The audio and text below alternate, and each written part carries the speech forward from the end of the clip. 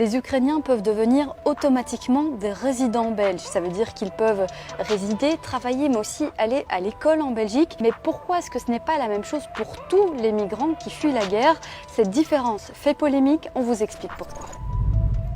Pas question pour les Ukrainiens de prendre la route dans des camionnettes clandestines pour circuler au sein de l'Union européenne. Les trains sont gratuits pour eux dans la plupart des pays. Pas question non plus pour eux de faire la file devant le Petit Château à Bruxelles. En Belgique, ils peuvent directement aller à une commune et demander le statut de résident. Alors l'Union européenne se montre clairement solidaire. Elle a attribué un statut de protection temporaire aux Ukrainiens. Cette mesure, elle a pour but de protéger toutes les personnes qui fuient une guerre et c'est la première fois qu'elle est enclenchée. Mais pourquoi ne l'a-t-elle pas été pour d'autres guerres? La Syrie, le Yémen, l'Afghanistan?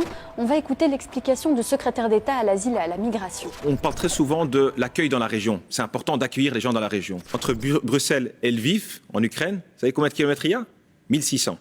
Et donc on est la région.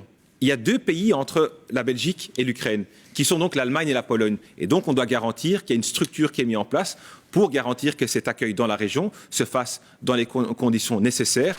Ici, clairement, le secrétaire d'État justifie la différence par une frontière commune entre l'Ukraine et l'Union européenne, mais dans les faits, pour les militants des droits de l'homme, une guerre reste une guerre.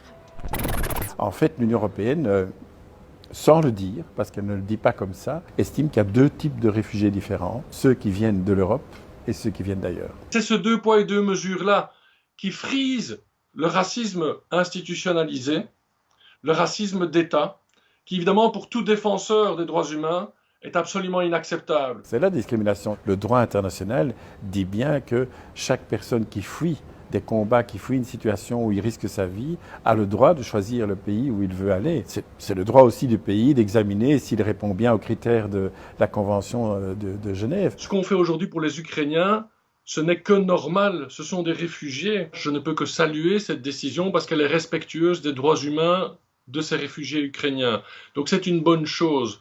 Mais qu'est-ce qu'on va dire aux Syriens, aux Irakiens, aux Afghans, aux Soudanais, aux Érythréens qui sont arrivés avant eux et qu'on a laissé dormir dehors devant l'Office des étrangers, devant le Petit Château, en disant « Désolé, nous sommes complets, il n'y a pas la place ». Et donc ce qu'on fait aujourd'hui, c'est très bien et ça devrait devenir la norme pour l'accueil des réfugiés.